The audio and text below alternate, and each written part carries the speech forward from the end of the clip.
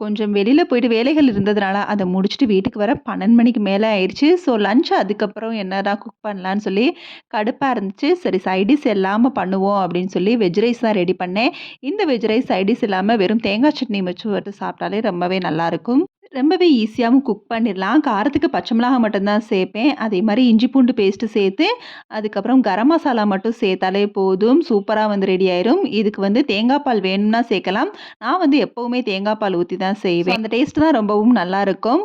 1 cup அரிசினா 1/4 cup அளவு தான் தேங்காய் பால். அதுக்கப்புறம் 1 1/4 கப் அளவு தண்ணி தான் சேர்த்துக்குவேன். சீரக சம்பா அரிசி தான் கொதிச்சதுக்கப்புறம் குக்கர மூடி வச்சு மீடியம் ஃப்ளேம்ல வச்சு 2 சவுண்டு விட்டா கரெக்ட்டான பதத்துக்கு வெந்துரும். லஞ்ச் முடிச்சு கிச்சன் கிளீனிங் முடிச்சுட்டு சின்ன சின்ன வேலைகள பார்த்துட்டு இருந்தேன். எப்பவுமே ரீஃபில் பாக்கெட்ட வாங்குறப்ப நம்மளுக்கு வந்து காசு ரொம்பவே மிச்சமாகும். ஒவ்வொரு தடவையும் பாட்டில் வாங்குறதுக்கு அது வந்து வாஷிங் லிக்விடா இருந்தாலும் சரி, ஹேண்ட் வாஷ் லிக்விடா இருந்தாலும் சரி, ஒரு ரீஃபில் பாக்கெட்டையும் பாட்டிலையும் வச்சு செக் பண்ணா தான் தெரியும் எவ்வளவு அமௌண்ட் மிச்சமாகுதுன்னு.